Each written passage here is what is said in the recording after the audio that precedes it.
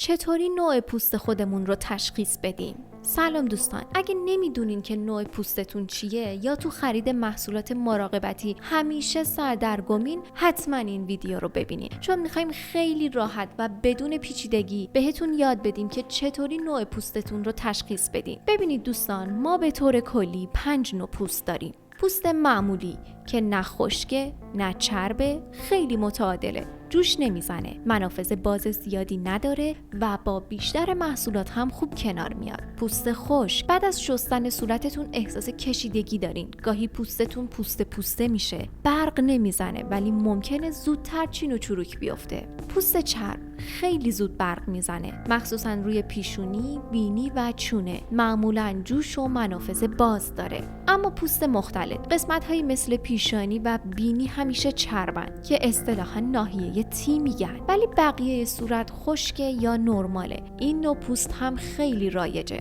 و آخرین مورد هم پوست حساسه که خیلی زود قرمز میشه، میسوزه یا خارش میگیره و به خیلی از محصولات هم واکنش نشون میده. اما بریم سراغ یک تست برای تشخیص نوع پوستمون. ابتدا شب صورتتون رو بشورین و هیچی به صورتتون نزنین. صبح که بیدار میشین، اگه همه جای صورتت نرمال بود، پوستت معمولیه. اگه خشک و کشیده بود، پوستت خشکه. اگه چرب و برق انداخت که پوستتون چربه. اگه فقط ناحیه تی چرب بود و بقیه خشک، شما یه پوست مختلط دارید. اگه قرمزی، خارش یا سوزشی داشتین، پوست حساسی دارین. دونستن نوع پوست یعنی یه قدم بزرگ برای انتخاب درست محصولات مراقبتی، ضد آفتاب، مرطوب کننده و حتی لوازم آرایش. اگه این ویدیو براتون مفید بود، حتما لایکش کنید، سوالاتتون رو برام بنویسین و منتظر ویدیوی بعدی ما باشین تا راه‌های مراقبت از انواع پوست رو بهتون بگیم. یادتون نره که کانال ما رو دنبال کنین و تا ویدیوی بعدی، خدا نگهدار.